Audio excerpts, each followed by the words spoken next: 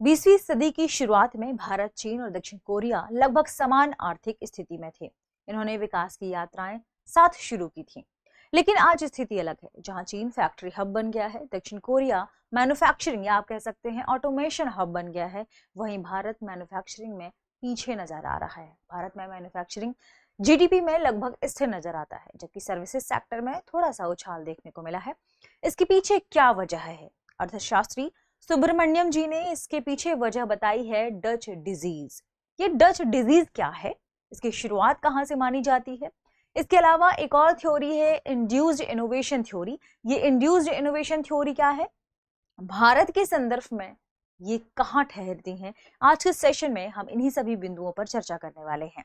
तो आज के सेशन में शुरुआत करने से पहले आपके लिए एक और महत्वपूर्ण सूचना है कि अगर आप घर बैठे यूपीएससी की प्रिपरेशन करना चाहते हैं तो दृष्टि लेकर आया है आपके लिए एक शानदार कोर्स जिसका नाम है studio GS foundation live online course. इसमें आपको जनरल स्टडीज के सारे विषय बिल्कुल फाउंडेशन से पढ़ाए जाएंगे, जिसका नाम, इसीलिए इसका नाम क्या है, GS foundation live online course, जो कि क्लासेस स्टूडियोज से होंगी, इसलिए स्टूडियो। लाइव ऑनलाइन में आपकी सबसे अच्छी बात ये होगी कि आप तुरंत चैट के माध्यम से आपके जो भी डाउट थे उन्हें पूछ सकेंगे, आपके डाउट भी यहाँ सॉल्व हो जाएंगे। और इस कोर्स की सबसे खास बात है कि आपको general studies plus current affair plus दृष्टि की मैगजीन प्लस प्रिंटेड बुकलेट्स, ये सब मिलेंगी मात्र 24,999 रुपए में। इतनी कम कीमत में आपको लगभग सारी चीजें मिलेंगी। साथ में ये क्लासेस आपको 3 मोड्स में मिलेंगी, हिंदी, इंग्लिश और हिंग्लिश। यानी क्लास करेंगे आप हिंदी प्लस इंग्लिश मिक्स और आपको नोट्स मिलेंगे इंग्लिश में। ये है इंग्लिश की खास बात। जानते हैं, चूंकि बैच भी शुरू होने वाले हैं, तो कब से बैच शुरू है? हिंदी मीडियम का बैच है 5 जनवरी दोपहर 2 बजे से, इंग्लिश मीडियम का 6 जनवरी दोपहर 3 बजे से और इंग्लिश का बैच शुरू हो रहा है 7 जनवरी शाम 6 बजे से।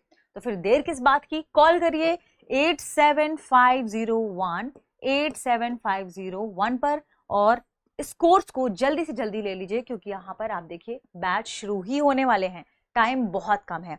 इसके अलावा डाउनलोड कर लीजिए दृष्टि लर्निंग ऐप, ठीक है। अब इस कोर्स की एक और खास बात, मान लीजिए आपने इस कोर्स को लिया और दृष्टि की आप किसी भी ब्रांच में जाकर बाद में ऑफलाइन क्लास करेंगे तो ये पूरी फीस उस ऑफलाइन क्लास की फीस में एडजस्ट हो जाएगी। इसका मतलब ये कोर्स आपको मिल रहा है बिल्कुल फ्री, यानी आप अपना फाउंडेशन मजबूत कर रहे हैं बिल्कुल फ्री। आगे बढ़ते हैं और देखते हैं हमारे आज के सेशन की खास खबर को।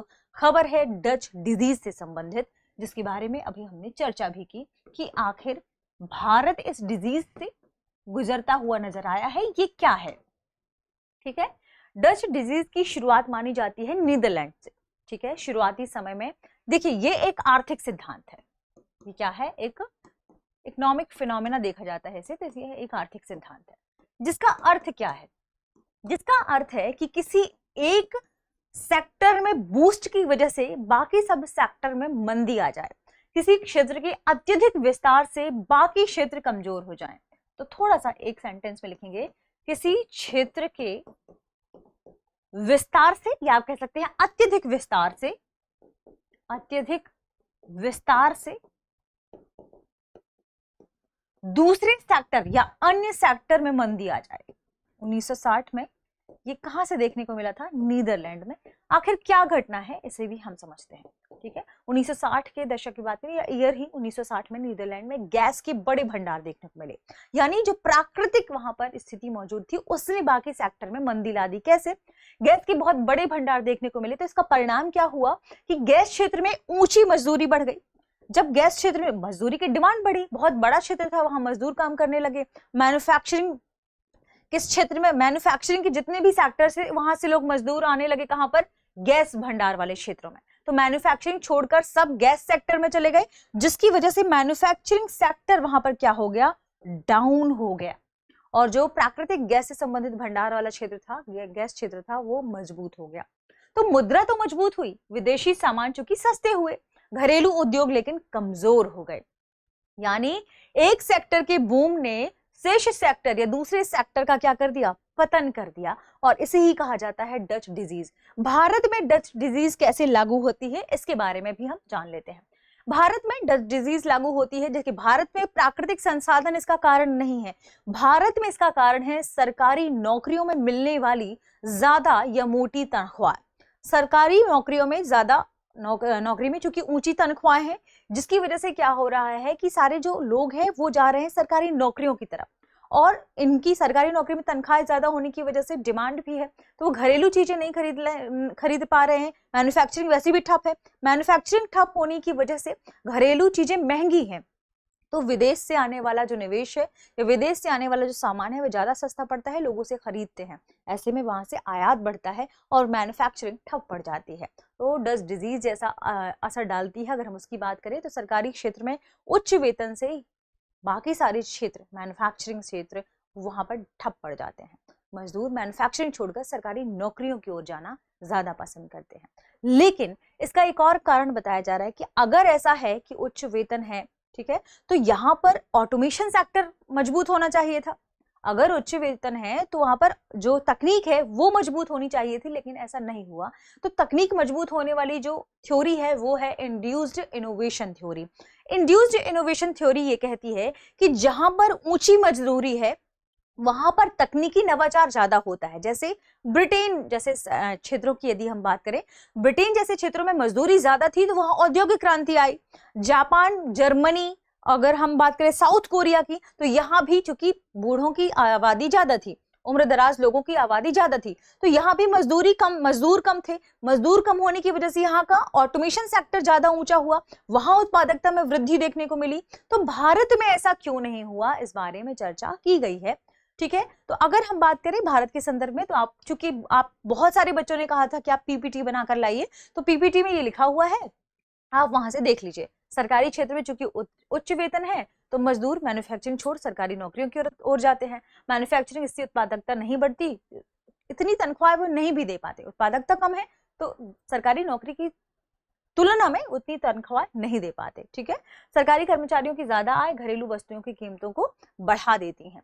ठीक है, और यदि हम बात करें तो निर्यात बढ़ता है इसकी वजह से, तो घरेलू जो वस्तुएं हैं उनकी कीमत बढ़ेगी, लोग कम खरीदते हैं, फिर केवल सरकारी नौकरियों वाले लोग ही खरीदेंगे, तो जो आयात है वो सस्ता हो जाता है और भारतीय उद्योग इससे क्या होता है, पिछड़ने लगता है। जो घरेलू वस्तुएं भारतीय उद्योगों में ही तो बनेंगी, ये पिछड़ने लगते हैं।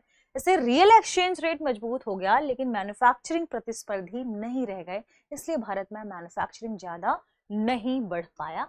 इंड्यूस्ड इनोवेशन थ्योरी के बारे में भी हमने बात की है। सिद्धांत क्या कहता है कि ऊंची मजदूरी होने पर तकनीकी नवाचार को प्रेरित किया जा सकता है, जैसे ब्रिटेन में हुआ, जैसे जर्मनी में हुआ, लेकिन भारत में ऐसा नहीं हुआ। तो भारत में तकनीकी जो विकास है वो क्यों नहीं हुआ, इसका प्रमुख कारण है कि भारतीय मैन्युफैक्चरिंग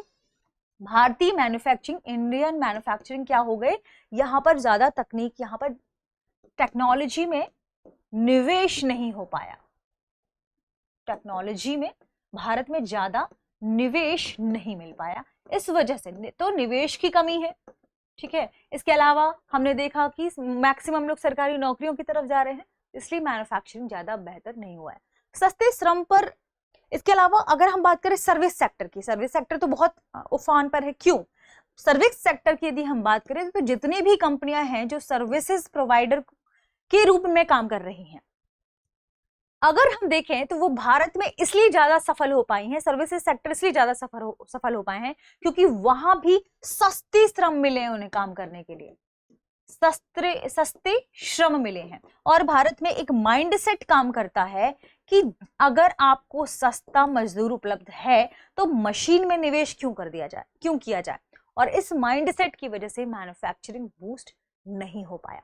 और आज भी अगर सर्विसेज की बात करें कि बहुत आगे निकल गया है भारत, तो वो केवल इस वजह से क्योंकि सस्ते श्रम की निर्भरता अभी भी इन कंपनियों की बनी हुई है।